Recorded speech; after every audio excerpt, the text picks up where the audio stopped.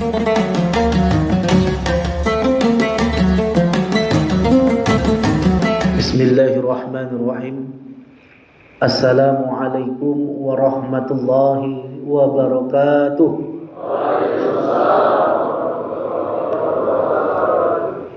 Alhamdulillahilladzi khalaqal mauta wal hayata liyabluwakum ayyukum ahsanu amala wa huwal azizul ghafur. Asyhadu an la ilaha illallah wahdahu la syarika lah wa asyhadu anna Muhammadan abduhu war rasuluhu alladzi la nabiyya ba'da. Allahumma fashalli wa sallim wa barik ala sayyidina Muhammad wa ala alihi wa ashabihi wa mawala wa man tabi'ahum bil ihsani ila yaumil qiyamah. Yang sama kita muliakan Bapak Komandan yang berhadir, seluruh yang mohon maaf tidak dapat saya sebutkan satu persatu.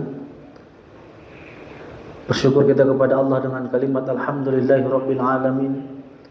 Bersalawat kepada Rasulullah dengan kalimat Allahumma shalli ala sayyidina Muhammad. Bapak, Ibu-ibu, perjemaah yang dimuliakan oleh Allah Subhanahu wa taala. Alhamdulillah pagi ini mungkin suasana lebih berbeda. Mungkin biasa hanya mendengarkan pengajian biasa, tapi kali ini kita kepada teori dan praktek. Apa yang mau kita praktekkan adalah tentang perawatan jenazah. Kita tahu bahwa setiap manusia pasti merasakan yang akan namanya mati. Siapapun di antara kita tidak akan bisa kita elakkan yang namanya kematian. Allah mengatakan ainama takunu yudrikukumul maut walau kuntum fi burujim musayyadah. Dimanapun kita berada, kematian itu akan datang kepada kita walaupun kita berada di gedung yang tinggi maupun kokoh. Hebat kali kita bersembunyi kita di bawah besi pun, kematian itu tetap akan datang kalau sudah waktunya. Maka cara yang harus kita lakukan adalah memahami bagaimana perawatan jenazah. Kita yakin dan percaya di antara kita memiliki orang tua, memiliki keluarga, ayah kita, emak kita.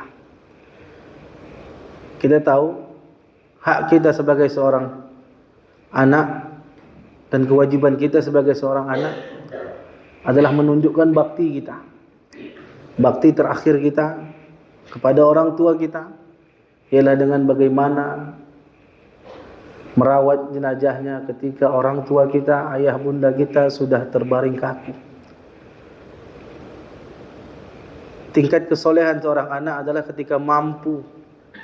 Seorang ayah yang terbaring kaku, dia yang memandikan, dia yang mengkafani, dia yang menyolatkan, menadahkan tangan, meminta kepada Allah, berdoa untuk kebaikan orang tua kita.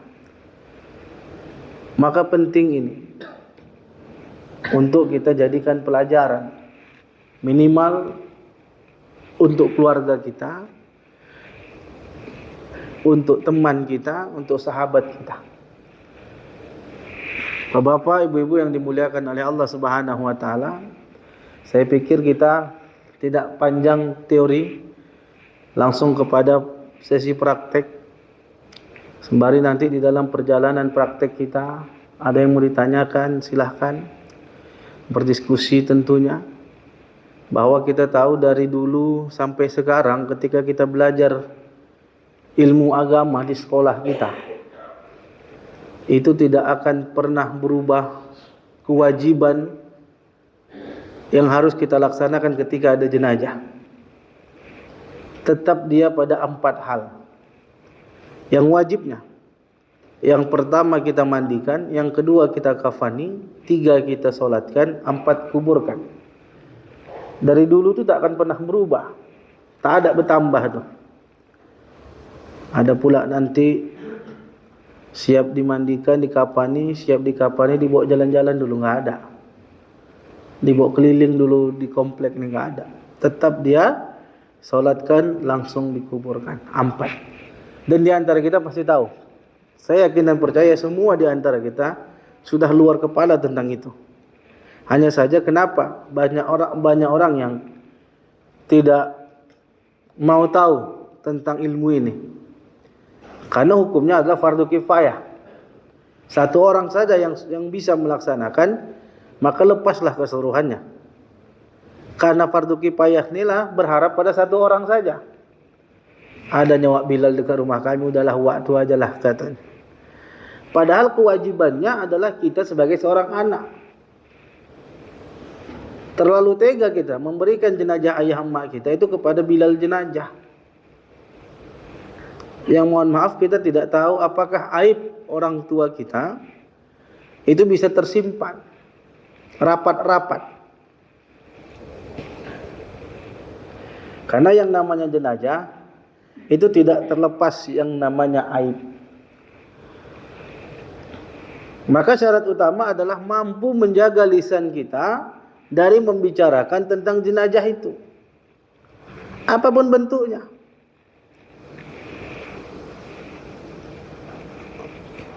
Dan ini banyak orang yang tak mampu. Nanti ketika kita praktek, pasti di antara kita mengatakan, ternyata mudah sekali. Tapi kenapa banyak yang tak mampu melaksanakannya? Ya tadi. Karena sudah merasa ada yang mampu, terlepaslah urusan kita. Padahal di antara kita wajib tahu tentang fardu kifayah. Baik, Bapak-bapak, Ibu-ibu yang dimuliakan oleh Allah Subhanahu wa taala, saya pikir kalau saya duduk saja di sini enggak jadi kita praktik. Kalau boleh saya agak lasak.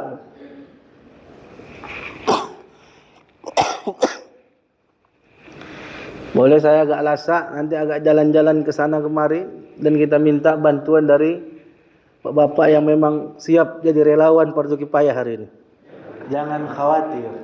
Imam Al-Ghazali mengatakan bahwa orang yang cerdas adalah orang yang tidak takut akan kematian dan mempersiapkan kematian itu. Ini adalah bagian daripada mempersiapkan. Ilmu yang kita pelajari mempersiapkan bahwa kita akan mati. Keluarga kita akan mati.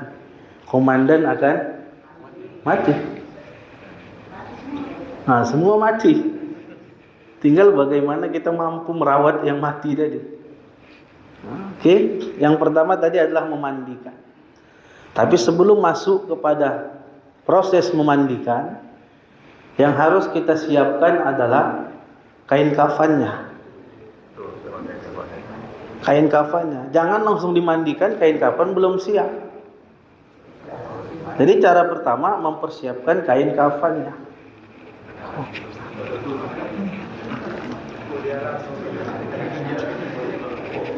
Ini kain kafan asli. Ajab.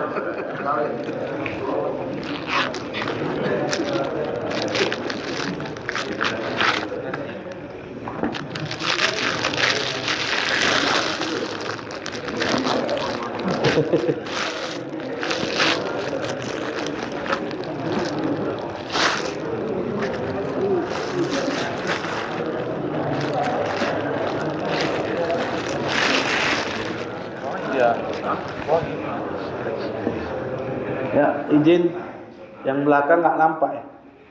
Oh, udahlah nggak apa-apa.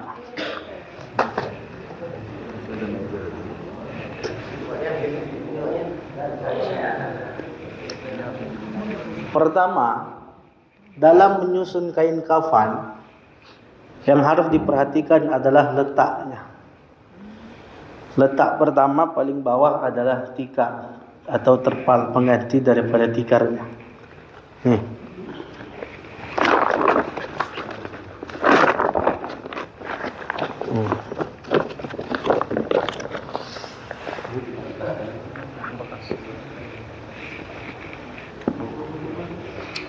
Selanjutnya kain lapisan pertama.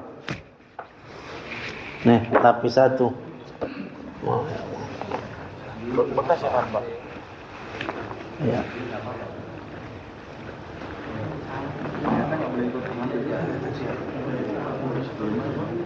Ini kan mayatnya kecil.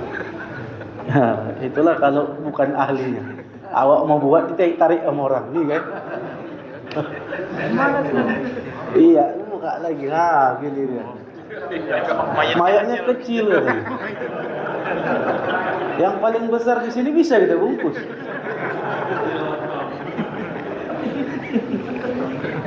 Nah, ini lapisan pertama.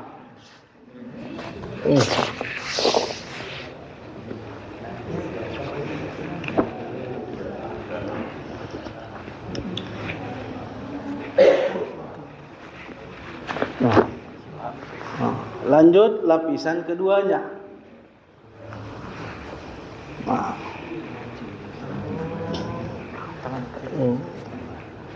Tengah boleh. Di lapisan kedua, ambil yang namanya kapas.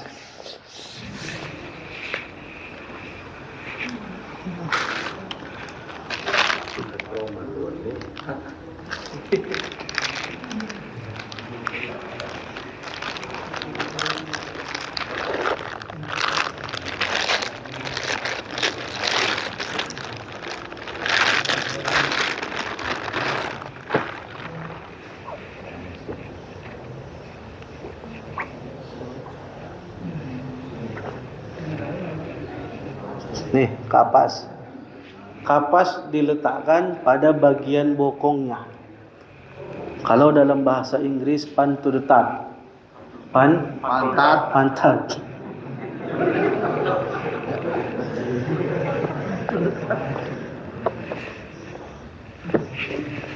Di atas kapas ini ambil serbuk gaharu dan cendana. Ini serbuk gaharu. Ini cendana. Gaharu dia lebih ke coklat. Kalau cendana lebih putih pucat lagi. Ini dibuka. Tabur saja di sini. Ini tahu siapa lagi kita tabur. Gatal pula kawan nanti kan. Ini contoh saja, contoh. Tabur semua di sini. Sudah? Setelah itu ambil kain lapis ketiga.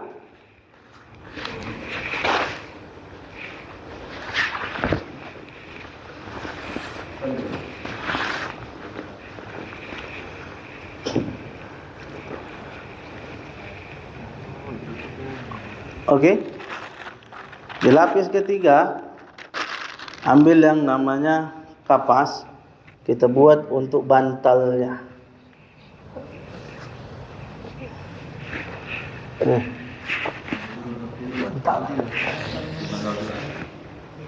Bantal. Setelah itu apa? Kita ambil kain bajunya.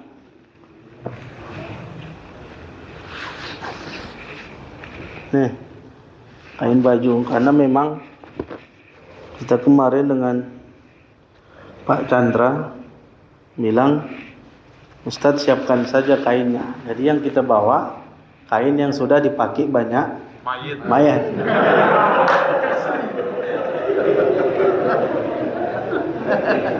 Nih, bentuk bajunya. Beda. Nih, karena udah dipakai sama leher-leher orang.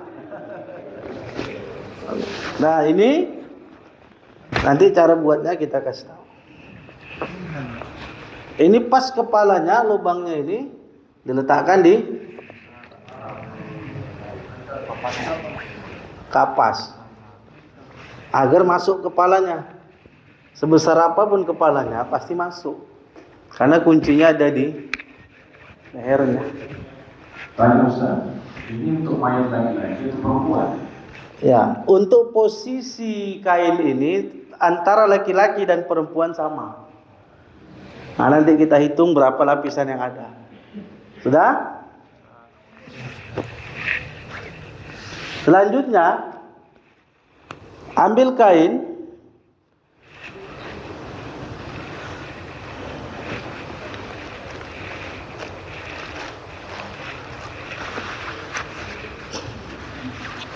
Untuk sarungnya.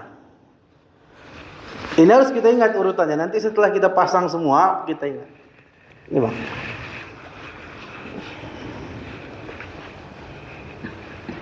Oke.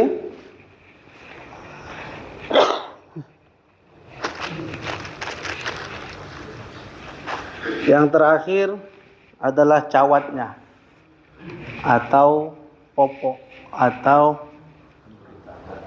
itulah pokoknya namanya. Nih ada dua versi. Biasa kalau perempuan ini dibawa di kamar mandi.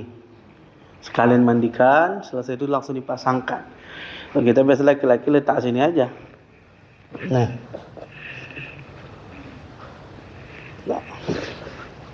Nah. Ya, kita hitung. Lapis pertama. Lapis kedua. Lapis ketiga ini kainnya saja. Lapis ketiga. Baju. Sarung. Cawat.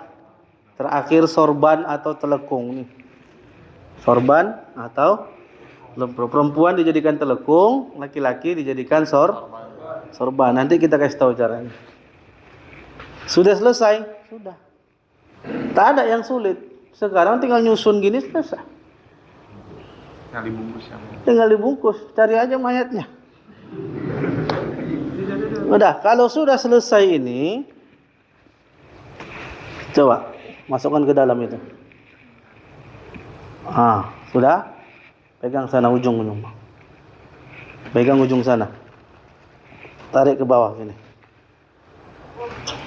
Dah. Ada lagi. Dah.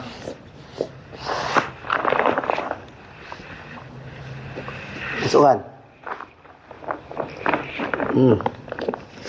Tarik. Lipat. Kenapa mayatnya dilipat-lipat kan? Dah. Kenapa saya buat seperti ini? Ini kebiasaan kita. Maka pertama tadi saya katakan persiapan kain kapan. Banyak kita, mohon maaf, di antara kita rumah ahli musibah itu kecil. Rumahnya kecil. Di situ keluarganya ada yang baca Yasin, ada yang takjiah. Datang kita sebagai Bilal, sok-sok paten. Mak bilang, sudah awas. Ini mau masang kain kapan? Diusirnya. Padahal memasang kain kafan ini dimanapun bisa. Dimanapun bisa. Maka dari itu, kalaulah tak ada tempat, di tempat ahli musibah itu, cari rumah tetangga yang mungkin terasnya besar. Permisilah, Bu, izin ya Bu.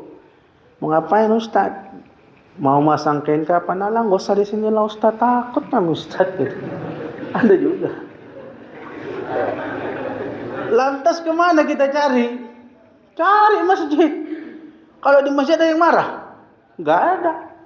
Sekarang mana tempat yang jauh dari masjid? Semua dekat dengan masjid. Kadang hampir satu jalan pun ada 2 masjid di dalamnya. Maka jangan kita menyulitkan. Tugas kita mempermudah. Sudah selesai? Sudah. Baru masuk yang pertama, memandikan. Memandikan itu ada yang di dipan, pakai tempat, ada yang di pangku. Kalau yang mangku 4 orang boleh.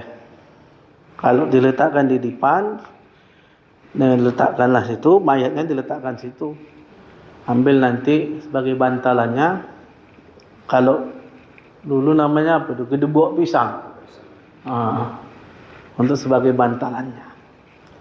Nah, jadi sekarang yang mau kita lakukan adalah memandikan. Dimandikan itu apa yang dibutuhkan? Tentunya air. Sebelum air itu tempatnya.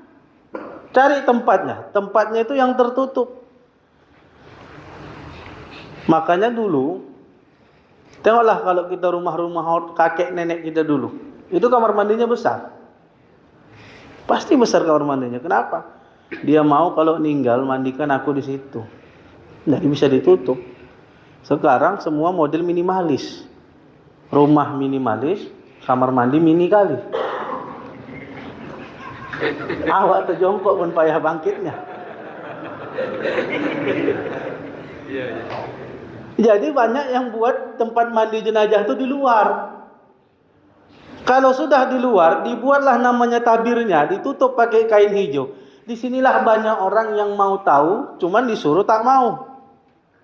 Sudah bagus yang namanya tabir itu tutup rapat, ada yang ngintip dari tengah. Awak udah tutup tengah, dari atas pula ada yang ngintip.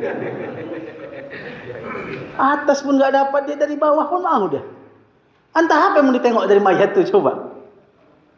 Nggak boleh. Mayat ini yang harus kita jaga itu ada. Yang tidak boleh tahu orang, bahkan Bilal sendiri pun tak boleh nengok-nengoknya. Apa itu auratnya? Kalau bang ini, bang apa nama? Syap Rada Chandra. Syap Rada Chandra. Panggilannya Chandra. Bang Chandra ini ketika nanti jadi mayat, kita jaga. Apanya? Torpedonya. Jangan nampak kemana-mana. Bahkan Bilal sendiri pun ketika mandikan, itu tak boleh nampak. Pertama, dalam proses mengangkat jenazah, semua yang angkat berada di sebelah kiri jenazah. Coba, yang angkat tadi. Bagian kepala, ya, bagian kiri. Nah, bagian kepala pegang kepalanya, dah peluk badannya. Nah, begini juga. Semua. Dia dipeluk. Kayak terangkul kayak. Ya, ini berat ini. Nak kan?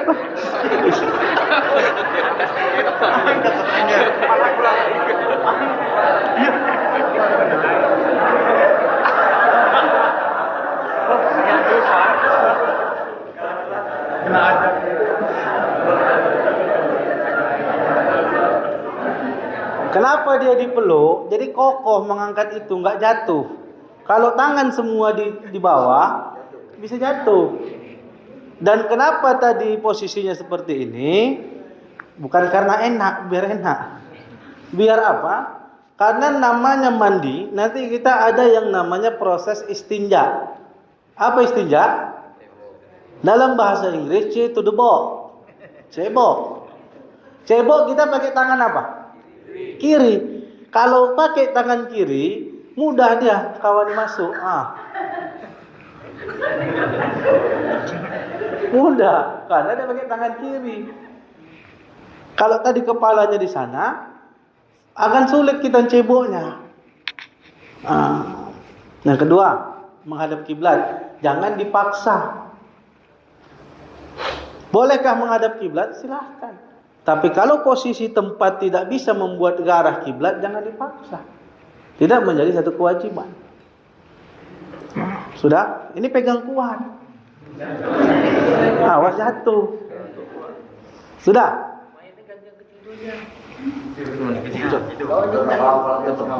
Gak apa-apa dah. Oh, udah aman itu. Aman kan mayat?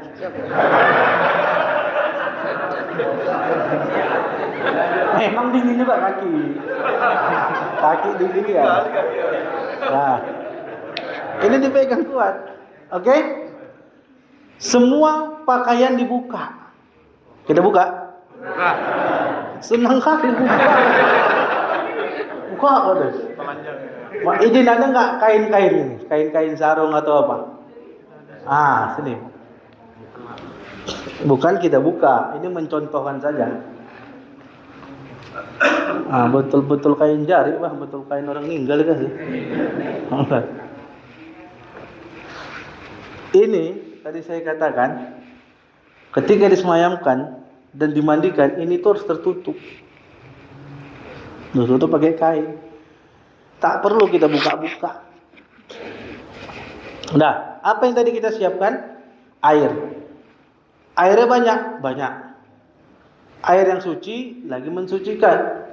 Air mutlak namanya. Yang kedua, air sabun.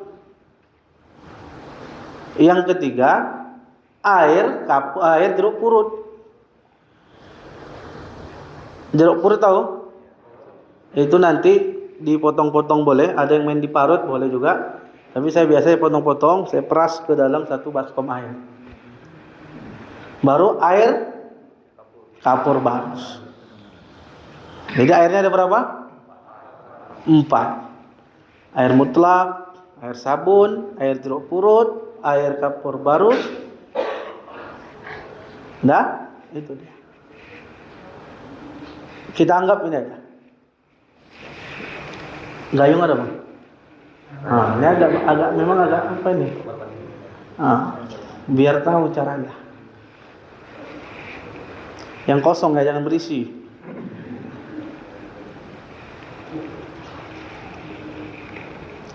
Chandra. Berapa umur? Siap 20. Hah? Siap 20. Ya Allah, masih muda kali ya. Hanya untuk bicara. Calon istri udah ada? Siap belum? Belum? Aduh. Nggak apa-apa lah, nggak sedih kali kan. Oke. Sebelum kita masuk kepada proses memandikan, yang harus kita lakukan adalah ambil air. Nih, bersihkan dulu ini. Nih. Ambil air, siram. Ambil air, siram. Ambil air sini, siram. Bersihkan dulu ininya. Tekan-tekan perutnya sedikit agar yang tersumbat bisa keluar. Karena yang namanya sakaratul maut itu sakit. Sakitnya luar biasa. Maka banyak saja itu yang sakaratul maut itu bisa saja keluar, mohon maaf. Udah, ketika kita sudah membersihkan, ambil air dengan niat apa? Nawaitu ghusla fi hadzal mayit lillahi ta'ala. Kalau mayatnya laki-laki, nawaitu ghusla li hadzal mayit lillahi ta'ala. Kalau mayatnya perempuan, untuk ibu-ibu nanti kalau mandikan yang perempuan, nawaitu ghusla li hazihil mayitati. Hadzal mayit untuk laki-laki, hazihil mayitati untuk perempuan. Ambil air, siram bagian kepala sampai ke ujung kaki. Itu bagian kepala harus ditampung dengan tangan. Ambil, tampung dengan membacakan Bismillahirrahmanirrahim 3 kali. Kenapa harus ditampung? Kalau kita ambil air kita siram, megap kawan nih. Mayat sensitifnya lebih dari orang yang hidup. Sempat dia megap, dia ngomong nggak ada otak kau ya katanya. Lari kita kan. Makanya kita harus kasihi, sayangi jenazah nih. Ambil, tampung pakai tangan. Bismillahirrahmanirrahim 3 kali sebelah kanan, 3 kali sebelah kiri, Bismillahirrahmanirrahim. 3 kali sebelah tengah, kanan, kiri, tengah, dengan membacakan Bismillahirrahmanirrahim. Kanan 3 kali Bismillahirrahman, kiri 3 kali Bismillahirrahim, tengah Bismillahirrahmanirrahim. Siram. Kalau sudah, siram saja banyak-banyak air. Ambil air, siram. Siram sampai seluruh tubuhnya ini basah. Oh, ini handphone? Nggak boleh. Mayat itu nggak boleh bawa handphone. Nah, siram semua sampai basah. Kalau sudah basah jenazah ini, baru ambil yang namanya air sabun. Ambil air sabun yang satu baskom tadi, siram. Ketika disabunkan, inilah fungsi 4 orang nih. Yang bagian ini, Bang, namanya? Bang Bagja. Bagian kepala. Ada katembat, korek kuping tuh, kasih sama dia. Nanti dia membersihkan bagian telinga, bagian hidung, bagian ketiaknya, giginya. Ada tugasnya. Makanya kita berharap yang mangku ini juga adalah bagian dari keluarganya, anaknya atau abangnya. Kalau Bang Bagja ini kita anggaplah abangnya si Chandra. Sayang kali ku tengok. Halo Bang Oki. Ini abang sepupunya. Kurang sayang. Makanya ngambil posisi di sini. Nanti bagian dia itu cuman kuku-kuku, nih kuku semua jarinya ini, sama pusat. Itu kasih dia ketembat itu sama kapas, dia yang ngerjakan. Kalau ini adiknya. Kenapa adiknya? Lebih sayang lagi karena bagiannya parah. Langsung kawannya kena dia nanti. Nah, lato-lato langsung.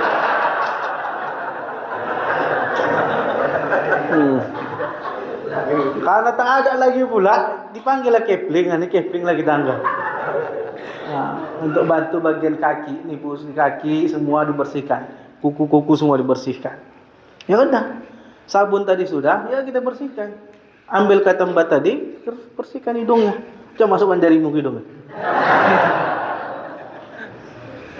Iya, semua dibersihkan. Bagian kepala ini dikasih sabun, dibersihkan. Ini dibersihkan ketiaknya, masuk ini. Setelah itu apa? Sudah selesai kita siram lagi. Siram dengan air bersih. Sudah, baru kita ambil belakangnya. Balik. Jangan dibalik, di setengah balik. Ya. Ini tetap tertutup ya. Nah, ambil air, siram belakangnya. Siram belakangnya. Ini ambil sabun, mulai bersihkan. Bersihkan kaki. Sudah? Kita anggap sudah. Kita siram lagi pakai air bersih. Setelah ini baru masuk tadi yang namanya istinja. Balikkan. Kalau istinja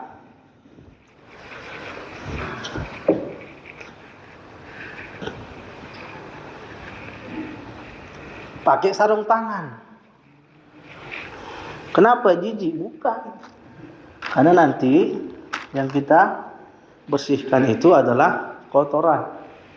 Karena ada hukum di dalamnya. Nih, sarung tangan karet.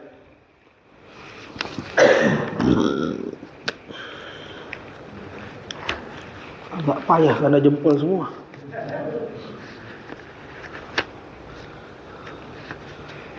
Nah, setelah sarung tangan karet, sarung tangan kain. Kalau istinja, nggak bisa sendiri, 2 orang. Satu siram, satu cebok. Bang, izin dulu bang. Abang siramkan nanti. Contohnya, nih, ini buka. Ini gini, cuman jangan ditengok.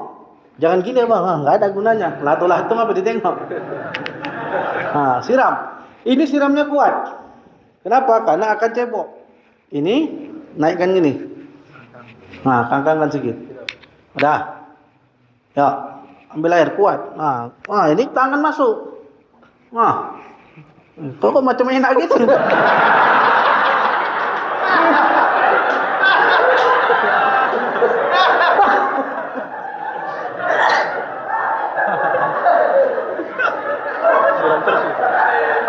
Tarik.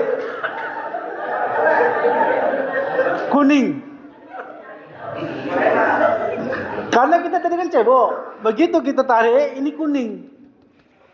Kotorannya lengket di kain. Di kain bukan di kaki. Di kain. Inilah kita lap. Siram, ambil sabun, hilangkan kotorannya, warnanya, mainkan lagi. Siram lagi. Siram. Tarik. Kuning, cuman nggak separah yang pertama, karena sudah 2 kali. Mainkan lagi. Mainkan lagi. Sampai kapan? Sampai ketika kita tarik. Di dalam hukum ilmu fikih, hilangnya najis, yang pertama, hilang warna. Begitu kita tarik, nggak ada lagi warnanya. Yang kedua, hilang baunya. Kita cium. Nah iya. Betul. Makanya ini banyak orang yang nggak mau. Bahkan profesor, doktor tahu ilmunya, cuman ininya nggak mau dia. Yang kita cium adalah kotoran. Nih, oh nggak ada lagi baunya. Lalu yang ketiga, hilang rasa. Gila. Nah, nggak usah sampai ke sana. Tapi ini menjadi kesaksian. Inilah tugasnya nih keluarga nih. Kita tunjukkan sama dia, bersih, bersih, bersih, bersih. Kalau di antara 4 ini masih ada yang bilang belum, itu Ustaz, bersihkan lagi, mainkan lagi.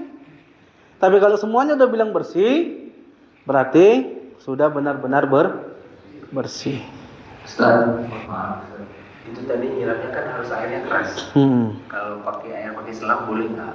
Ya, kalau dia ternyata kalau dia dipakaikan selang itu, malah airnya lebih lambat daripada yang disiram. Disiram ini kan lebih banyak airnya, maka dia jangan terputus. Gini kan gini. Makanya tugas yang ini terus lebih banyak lagi air dari gayung ini daripada yang dari selang. Ini dengan catatan selang yang biasa dipakai ya, jangan selang Dorsmir, itu nggak boleh. Memang kuat tekanannya, cuman lato-lato belum bisa copot.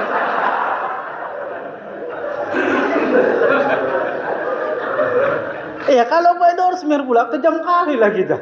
Yang disorot ini, kawan pun kletek ada. Nah, boleh, kalaupun mau boleh juga. Cuman tingkat tekanannya itu lebih rendah. Kalau ini lebih kuat. Dengan ini kan disiram gini, lebih enak dia. Sudah? Kalau sudah bersih, sudah selesai lah namanya istinja tadi. Istinja sudah selesai. Kita buka lagi. Disitulah kita mengetahui di kain tadi, kain putih tadi, mengetahui ternyata masih kotor. Sampai ketika kita tarik, tak ada lagi warnanya, tak ada lagi baunya. Nah, selanjutnya siram lagi. Siram aja. Nih, siram, belakangnya juga disiram. Baru disiram dengan yang namanya air jeruk. Ambil air jeruk tadi yang 1 baskom. Siram. Aromanya akan berubah. Lebih harum jeruk purut. Dah, siram lagi pakai air mutlak. Air mutlak lagi. Setelah itu baru air kapur barus. Setelah itu kita siram pakai air kapur barus. Kita siram lagi pakai air mutlak. Maka insya Allah aroma sudah berubah. Maka selanjutnya kita wudukan. Wudunya sama dengan wudu yang orang hidup. Hanya niatnya saja yang berbeda. Nawaitu wudu'a lihazal mait. Tambahkan lihazal mait. Lihazihil maitati untuk perempuan. Lillahi ta'ala. Sama, masukkan air ke hidungnya. Kita pekan. Masukkan, tekan hidungnya. Dah, ambil nanti kita masukkan ke mulutnya dengan digosok dengan jari kita yang enggak apa-apa. Udah, baru wajahnya. Kalau bisa, air wudu ini adalah air yang mengalir dari selang. Jangan air yang bekas mandi tadi. Air yang mengalir pakai selang, ditampung di sini boleh juga. Selang biasa, tangannya kita siram tangannya, masuk bagian kepalanya, telinganya, sampai ke kakinya. Sama, wudunya seperti wudu yang biasa. Setelah itu udah selesai. Setelah kita wudu kan, ambil handuk, kita lap nih. Jari yang basah ini kita ganti dengan jari yang kering. Sembari ini nunggu sebentar, kita ambil kain kafannya.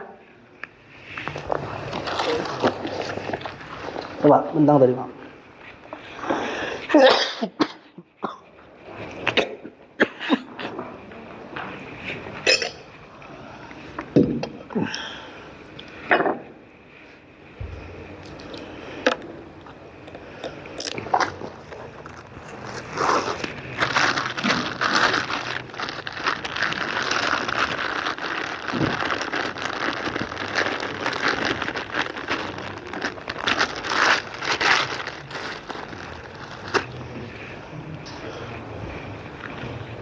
Ini sisir sudah dipakai untuk mayat kan? Iya, sisir dipakai untuk mayat.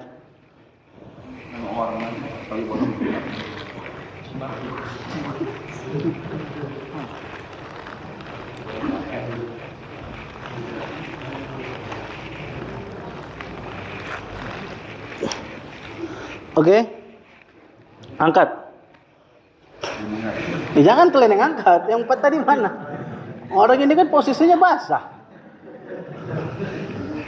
Kayak tadi, sama kayak tadi. Angkatnya sama kayak tadi.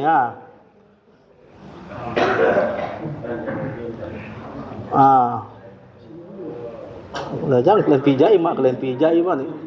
Merepet lah dia baju kok kalian pijai. Nggak boleh itu. Paskan di kepalanya. Pelan-pelan. Yang sakit pinggang, sakitlah pinggangnya. Itu kok kemajuan itu, mundurkan lagi. Dia sampai mundur sendiri dia. Dah. Udah. Allahumma sholli ala sayyidina Muhammad. La ilaha illallah. Memang gitu, kalau jumpa mayat gitu kita. Astagfirullah. La ilaha illallah.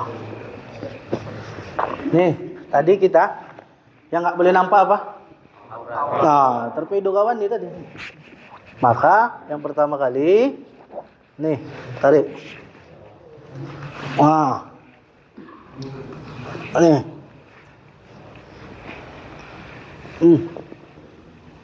Tadi ini masih pakai Pak. Hah? Nanti kita cabut.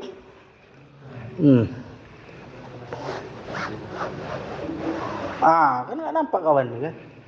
Ini diikat. Ini langsung tarik. Itu patahnya.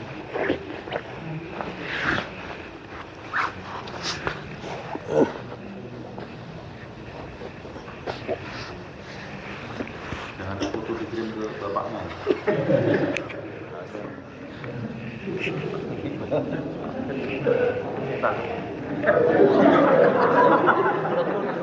Jangan goyang kepalanya.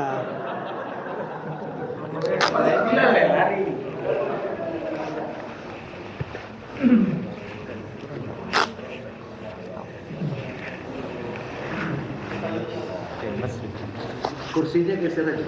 Tarik ke agak biar kamu bisa. Alatnya jangan lupa. Manja kali, emosi kali dia buat-buat. Banteng. Lagi mayatnya. Iya. Jangan lupa dulu itu.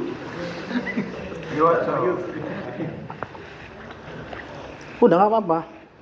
Paling tanya malaikat, mau ngapain kok pakai waktu sini deh.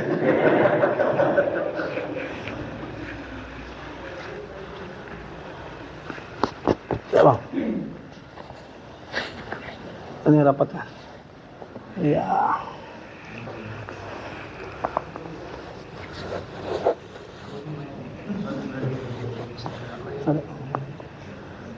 Satu dulu. Tes pertama. Oke.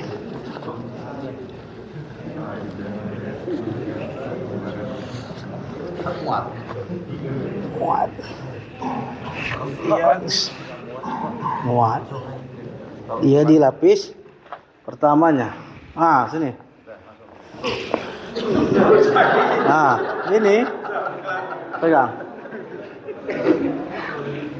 Ujung sama ujung dijumpakan. Nih. Kepala nggak usah ya. Kepala lepas dulu. Nih. Digulung. Ke sana, Bang. Gulungnya kecil-kecil aja. Angkat. Sampai dia ketat. Udah?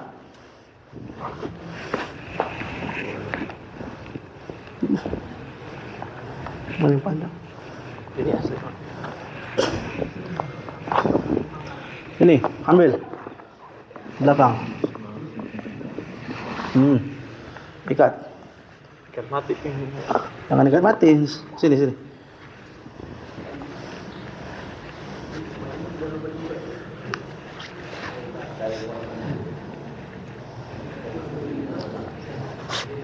Wah, ikatnya di sebelah sana, kiri. Nah. Kenapa di sebelah kiri? Karena kalau kita di kuburan, kita akan menimpa tangan kanan. Jadi tinggal dibuka dari kiri. Buat aja, nggak apa-apa.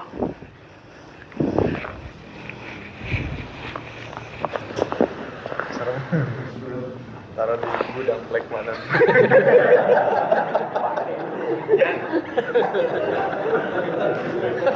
Ikat. Gudang plek mana? Ujungnya ikat. Iya, panjang itu.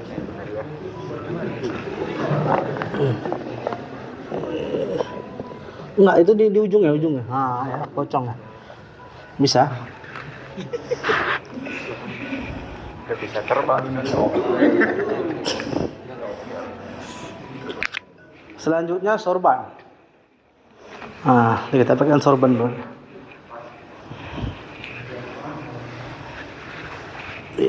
Ya merem lah. Kami takut lah kalau merem.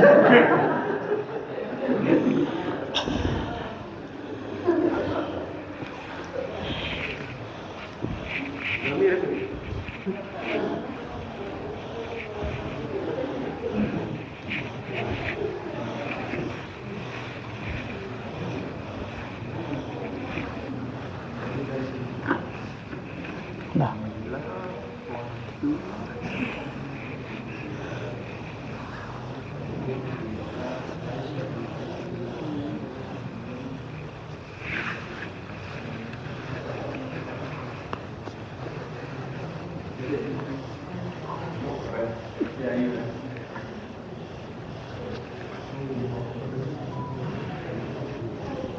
Dubus dengan kapan?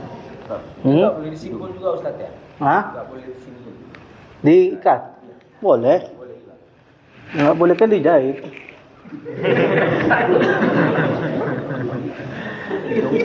Hidungnya dari kapan? Belum. Nanti Nanti geli dia. Angkat boleh ya. Oke. nanti tentang juga bisa. Bus. Banyak saya Alzheimer pakai kerudung. Kenapa le?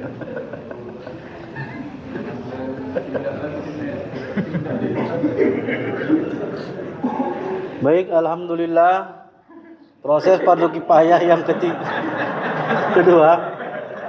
Jangan nengok. Telah selesai. Bagi Bapak Ibu yang ziarah terakhir, kami persilakan. Dia nengoknya macam tak senang kan itu. Kan mensolatkan. Ini proses mengkafani.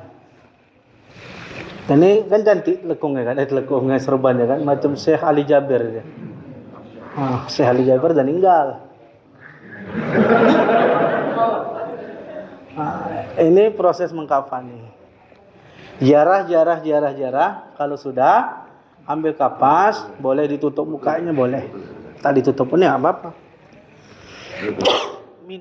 Bilang sama keluarganya, udah selesai. Kalau sudah selesai, kita tutup ya. Minta izin, kita tutup. Kalau ada kapas, tutup. Baru kita tutup pelan-pelan. Nih.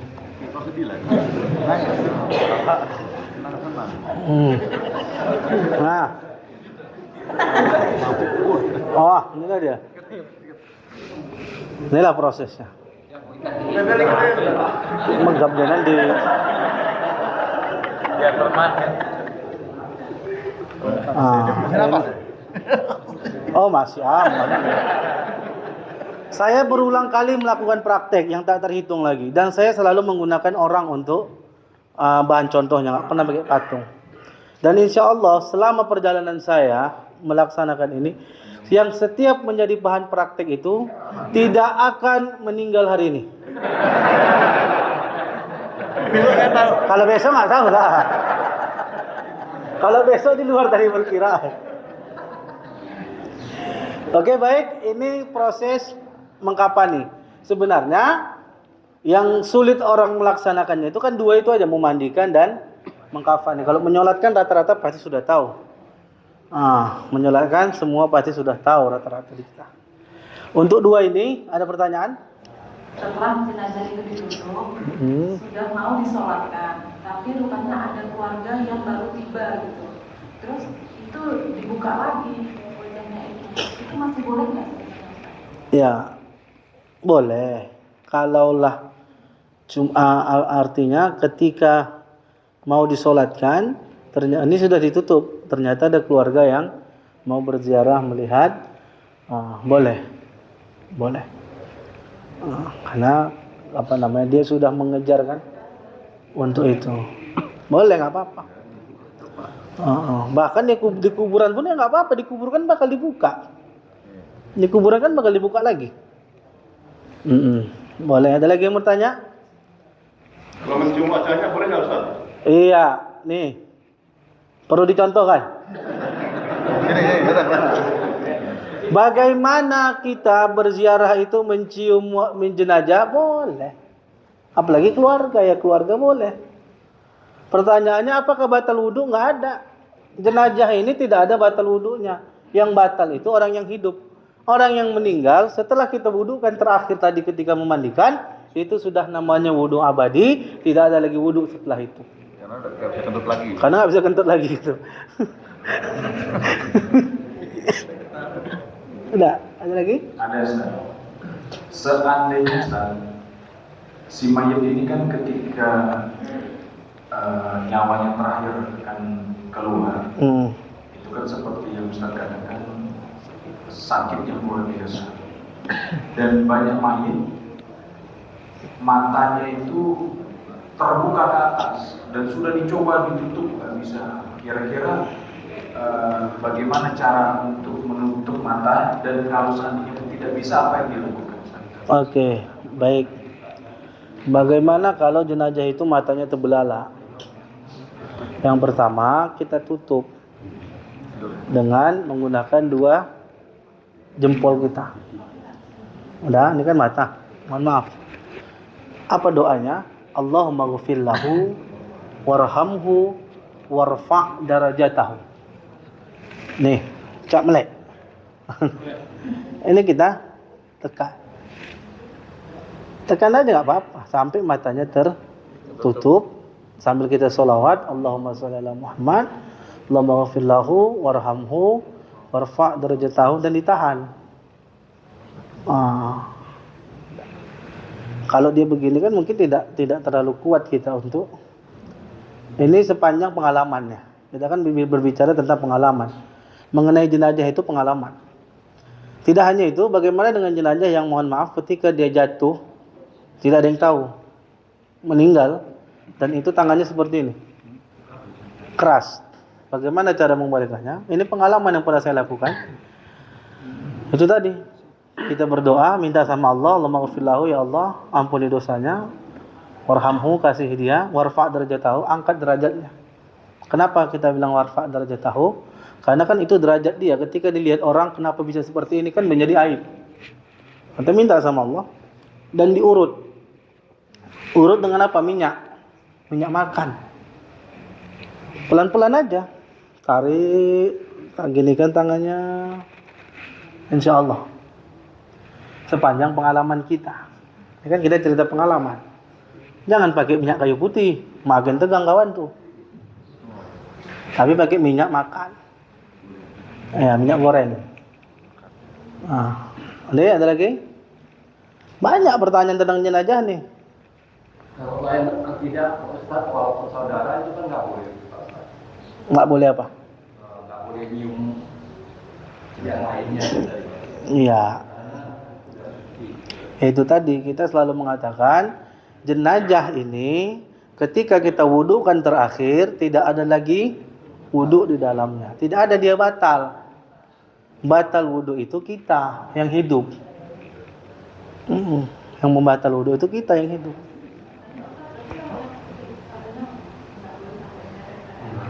Iya. Jangan sampai air mata itu netes.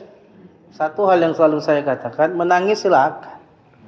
Saya tak pernah melarang kalau ada yang nangis, namanya juga ditinggalkan. Awak mohon maaf, orang tua awak aja pergi haji, awak nangis. Yang pasti itu 40 hari bisa pulang lagi. Nangis kita.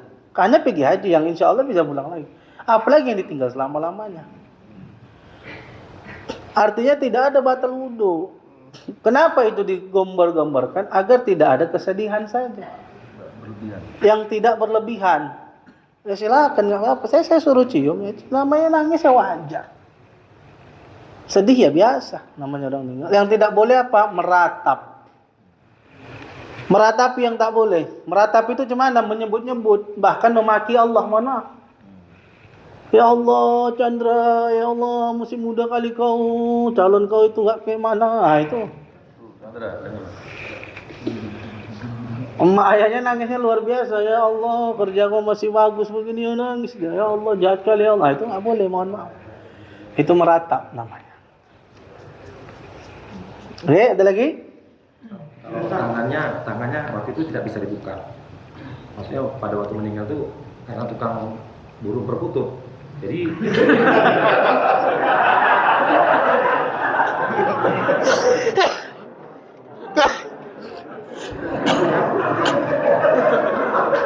ada gini dia.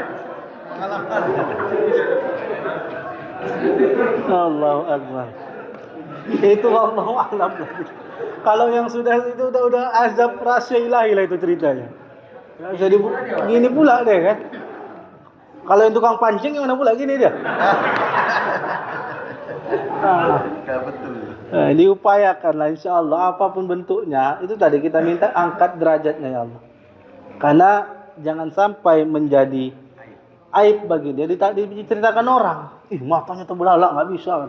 Kayak bapak tadi burung perkutut dia bilang, kan aib itu. Gara-gara burung perkutut jadi dia enggak bisa bergerak gini tangan. Kalau mulut Ustaz kan ada yang malam. Ya, apa tadi kita tekan aja. Bismillah. Ya Allah. Ya. Iya, tekan dari bawah lah kan nganga aja. Dari atas kayak mana? Ya namanya mulut mana dari atas? Coba. Hah? Kalau kita menganggap tuh kan yang nganga itu kan bagian dagu kan. Berarti kita tarik dari iya, kalau dari atas bagian ini dia.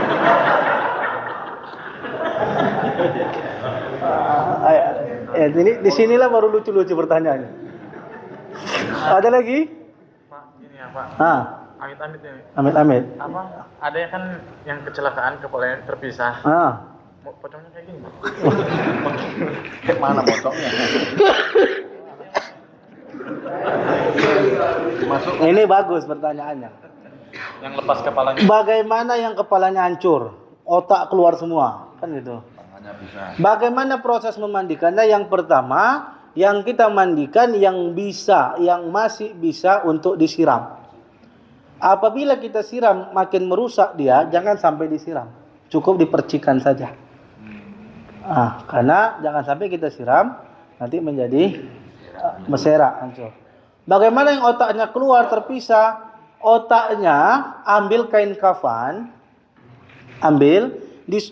dimasukkan ke kain kafan itu, ikat. Ini dibawa sampai di kuburan. Jadi kalau jenazah seperti ini sudah hancur semua, tutup pakai kapas. Sudah tutup pakai kapas, ikat, kan otak tadi masih ada. Ketika dikuburkan, letakkan di situ. Jangan kalian tinggal. Kenapa nggak dimasukin di dalamnya langsung? Iya. Apakah boleh diletakkan langsung di sini? Boleh. Langsung di sini juga boleh. Mau langsung nanti di kuburan diletakkan di sebelahnya juga boleh. Itu kalau yang hancur kepalanya. Bagaimana yang tangannya terpisah? Ternyata ketika dicari nggak ada lagi. Meninggal dia, tangannya nggak tahu di mana. Kubur saja apa yang ada. Ternyata besok jumpa.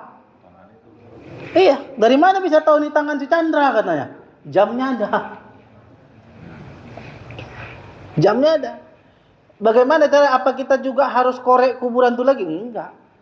Ini sudah kita laksanakan fardu kifayah. Jadi tangan yang putus tadi, kita ambil kain kafan, kita bersihkan, kita letakkan di kain kafan, kuburkan dimanapun berada.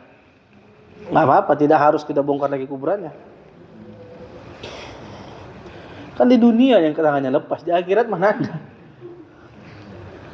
Kan nggak ditanyain. Udah? Ada satu Ustaz, kasus diri ada teman saya, kakinya diamputasi, dikubur duluan. Kemudian selang berapa tahun kemudian meninggal dia.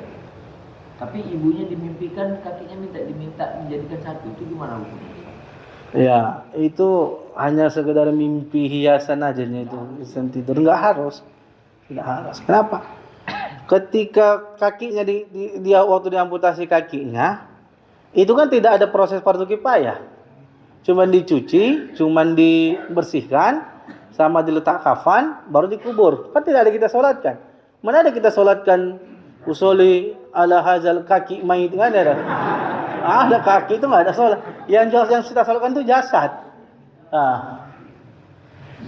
Jadi ketika itu dilakukan, ketika meninggal dia dikubur dimanapun terserah. Tidak harus dibalikkan ke kaki itu. Ya, senyumnya ya Allah. Yasin. Beginilah tanda husnul khotimah. Ada lagi? Pas melaksanakan pemakaman, apakah memang wajib dibuka? Ya, bagaimana ketika masuk di kubur, talinya ini semua dibuka, kan nanti dia miring kanan, ya kan? Ini kan makanya posisi ikatan ada di sebelah kiri, agar tinggal dibuka gini aja, buka. Nah. Tapi kalau Muhammadiyah nggak perlu katanya.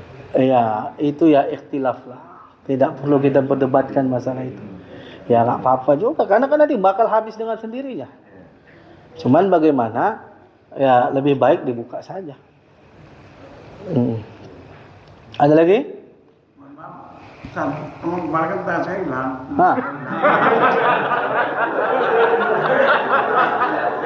Iya, teman.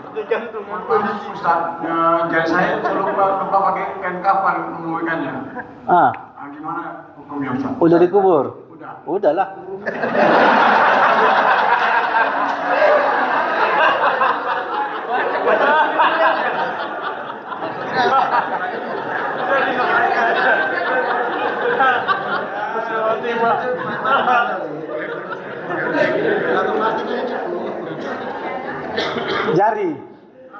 Jari. Lupa saya. Jadi Bapak gini aja Cik Baru ya.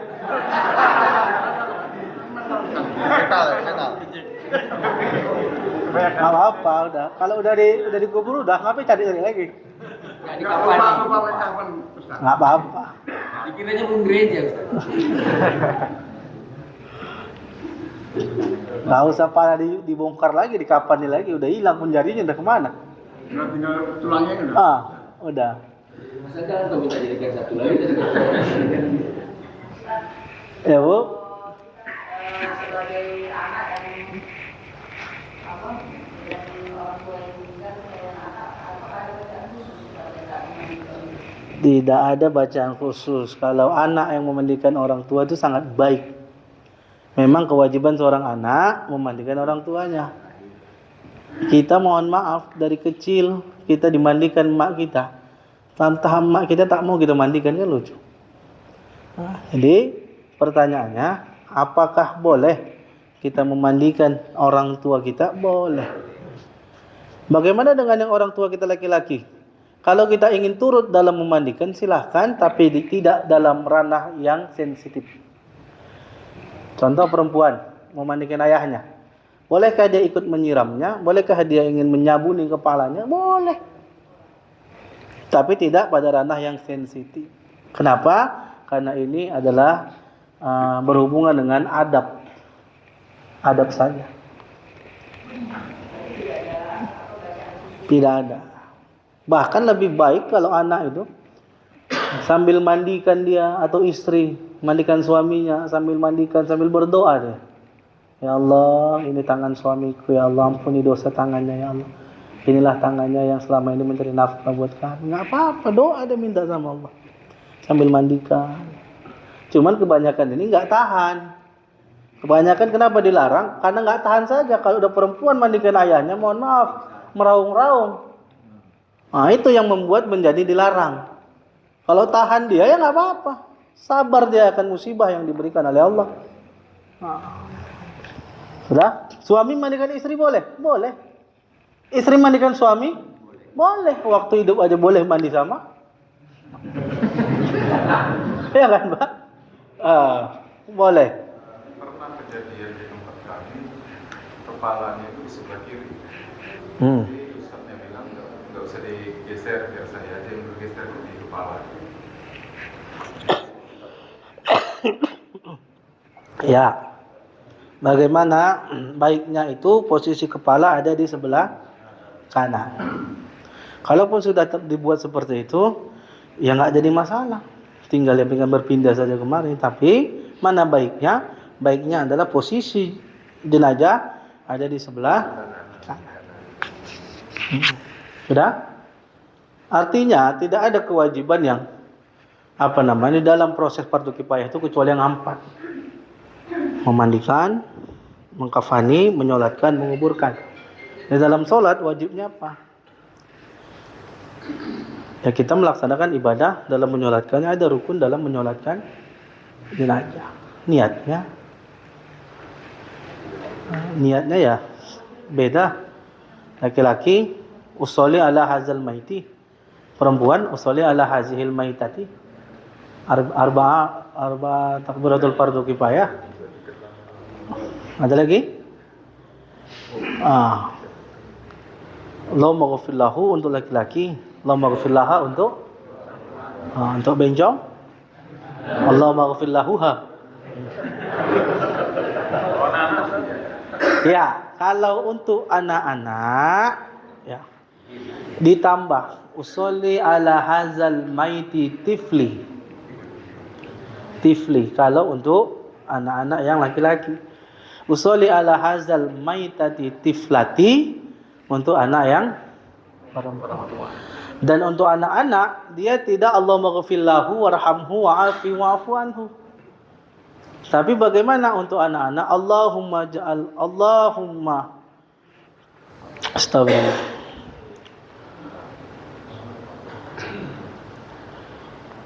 Lupa pula.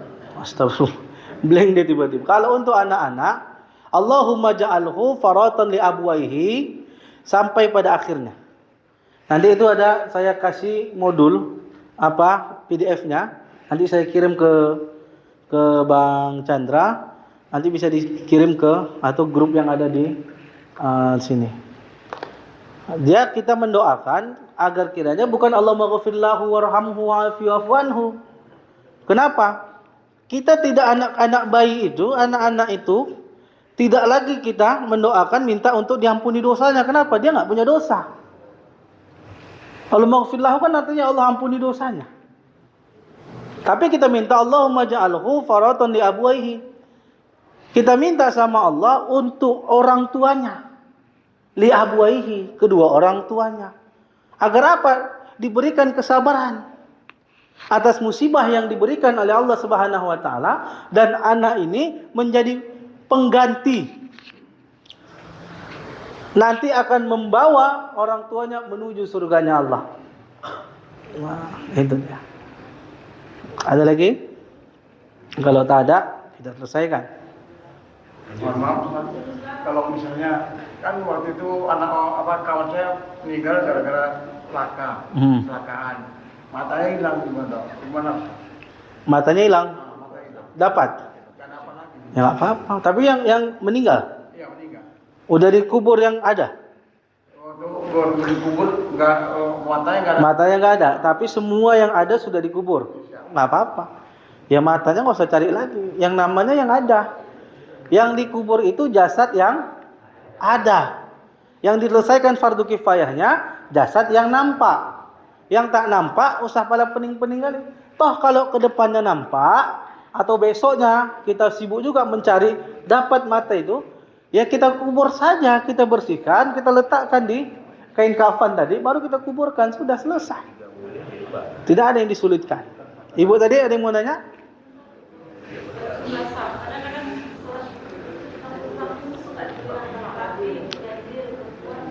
Iya, lebih apa namanya? Lebih disunahkan kita membuat shaf itu yang ganjil. Tapi pertanyaan, kalau bisa dihitung ganjil. Kalau sudah jemaah ini banyak, tahu siapa lah hitung lagi. Jemaah ternyata sampai ke belakang sana. Mesti awak hitung lagi ganjil apa genap? Enggak usah. Tidak ada kita menyulitkan di dalam pelaksanaan fardu kifayah. Kecuali sedikit. Sedikit orangnya, buatlah yang ganjil. Shafnya buat yang ganjil. Kenapa? Karena disunahkan untuk yang ganjil. Tapi kalau yang bisa dihitung, kalau nggak bisa dihitung ya apa yang kita hitung lagi? Ada lagi? Banyak rupanya pertanyaannya. Nah, ini kok dibuka pun nggak apa-apa, nanti sesak pula dalam dia. Buka, kasihan pula dia. Ya, lanjut. Kalau jenazah mau dikuburkan, apakah wajib diajari atau tidak? Iya.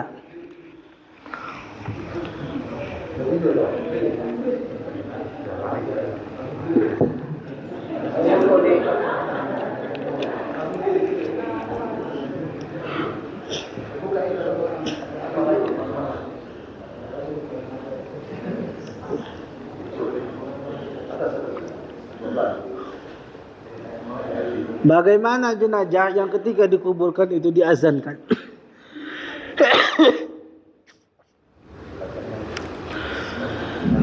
Mau diazankan silahkan, tak diazankan pun ya nggak apa-apa. Apa yang menjadi alasan kalaulah kita berangkat haji itu diazankan, apalagi yang berangkatnya selama-lamanya? Kalau tak diazankan ya nggak apa-apa. Sudah? Ada lagi?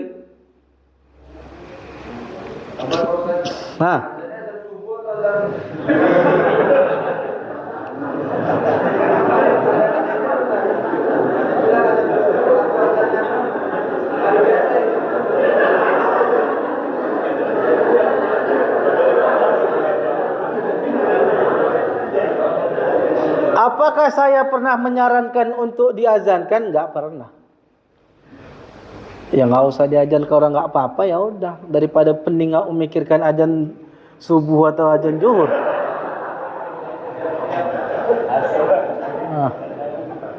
As-salatu khairum minan naum, katanya. Salat itu lebih baik daripada tidur. Yang kita azankan orangnya tidur selamanya.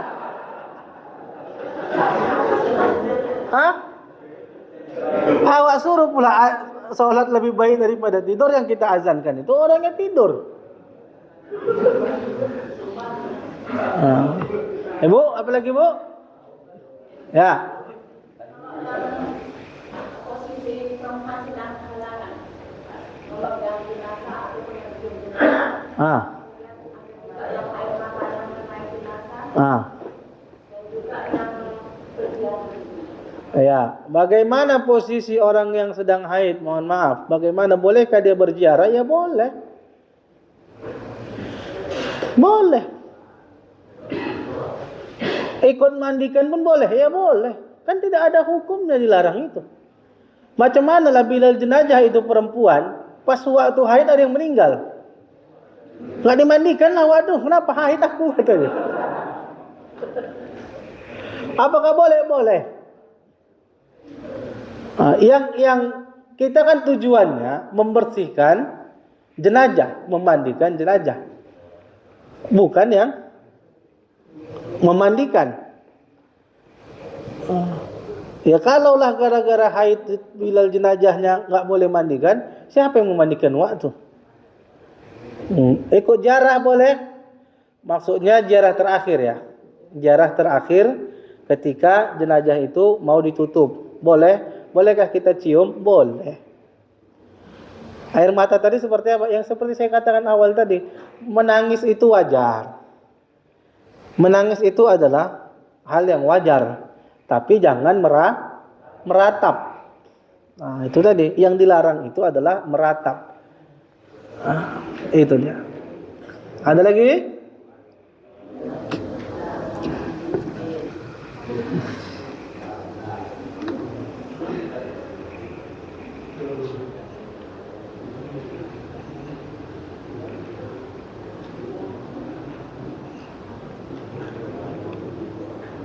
Ada? Cukup? Oke, alhamdulillah kalau cukup. Ya, inilah yang harus kita pahami dalam proses pelaksanaan fardu kifayah. Tidak ada yang sulit dan tidak disulitkan. Di antara kita semua pastilah sudah bisa. Chandra di mana? Nah, gimana pengalamannya? Nah, iya harus kita tanya tuh pengalamannya di Kapani.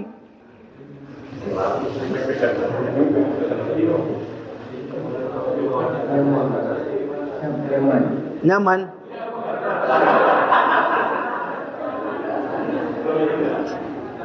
Nyaman, wah. Ya iyalah.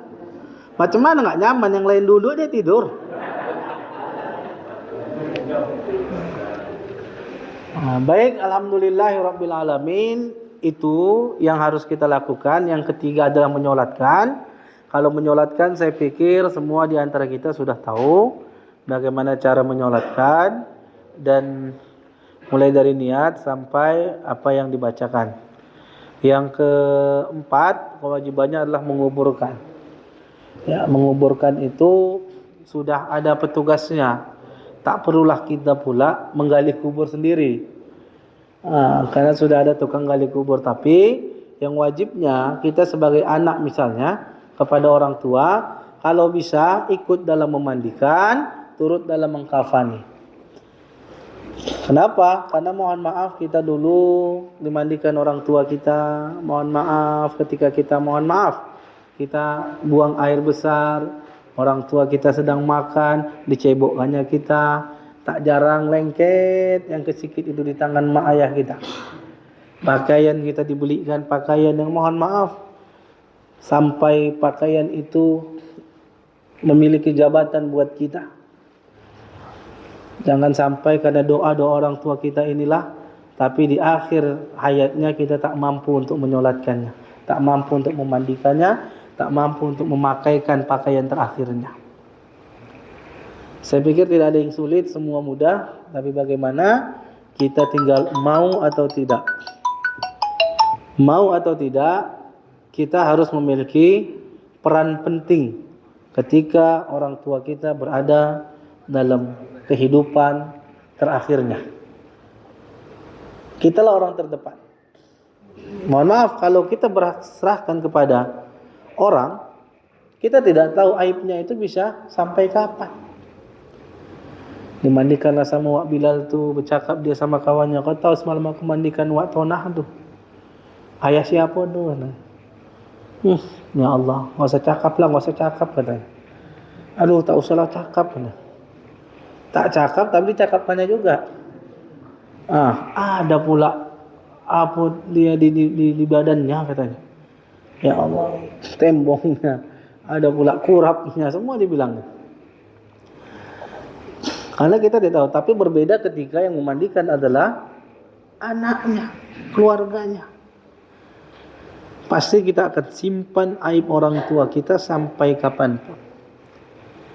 Maka selama hayat di kandung badan, ayo kita belajar, apapun jabatan kita, yakin dan percayalah jabatan ini berkat dari doa kedua orang tua kita. Pastilah itu. Tidak ada yang bisa memungkiri apapun jabatan kita, karena doa di setiap malam ayah bunda kita, ayah ibu kita, bahkan terkadang meneteskan air mata untuk kesuksesan anak-anak. Insya Allah bermanfaat, wabil khusus untuk diri saya sendiri. Mari sampai kita bermunajat, berdoa kepada Allah Subhanahu Wa Taala agar harapan kita Allah Subhanahu wa taala kabulkan dan menjadi manusia yang terbaik dengan nilai ketakwaan pada Allah Subhanahu wa taala. Ala hazihi niya al-Fatihah. A'udzu billahi minasyaitonir rajim. Bismillahirrahmanirrahim. Alhamdulillahirabbil alamin arrahmanir rahim maliki yaumiddin. Iyyaka na'budu wa iyyaka nasta'in ihdinas siratal mustaqim. Siratal ladzina an'amta 'alaihim ghairil maghdubi 'alaihim waladdallin. Na'udzu billahi minasyaitonir rajim. Bismillahirrahmanirrahim. Alhamdulillahirabbil alamin. Allahumma shalli ala sayyidil mursalin wa ala alihi wa sahbihi ajma'in. Hamda yuwafi ni'amahu wa yukafi'u mazidah. Ya Rabbana walakal hamdu walakal syukru kama yanbaghi li jalalika wajhikal karim wa 'azimi sultanik. Subhanaka la nuqsi sana'an 'alaika anta kama asnaita 'ala nafsik. Walakal hamdu qabla ridha, walakal hamdu ba'da ridha, walakal hamdu hatta tarda, walakal hamdu idza radita 'anna da'iman abada. Allahumma ighfir lana dhunubana wa liwalidina warhamhuma kama rabbayana shaghira wa li jaddina wa li jaddatina wa li masyayikhina wa liman lahu haqqun 'alaina wa li jamil ahlil qubur minal muslimina wal muslimat wal mu'minina wal mu'minat al ahya'i minhum wal amwat bi rahmatika ya arhamar rahimin. Allahumma ighfir lana wa li ikhwanina allazina sabaquna bil iman wa la taj'al fi qulubina ghillan lil ladzina amanu innaka ra'ufur rahim. Allahumma daf'anna al-ghala wal bala wal waba wal fahsya wal munkar wasuyuf al mukhtalifata wasyada'id wal mihan wal fitan ma zahara minha wa ma batan min baladina hadza ghasa wa min buldanil muslimin amma innaka ala kulli syai'in qadir. Allahumma akhtim lana bi husnil khatimah wa la tahtim alaina bi su'il khatimah. Allahumma ja'alna jam'ana hadza jam'an marhuma wa tafarraqna min ba'dihi tafarraqal ma'suma. Rabbana zalamna anfusana wa illam taghfir lana wa tarhamna lanakunanna minal khasirin. Rabbana hab lana min azwajina wa dhurriyyatina qurrata a'yun waj'alna lil muttaqina imama. Rabbana atina min ladunka rahmah wa hayyi' lana min amrina rasyada. Rabbana atina fid dunya hasanah wa fil akhirati hasanah wa qina azaban nar.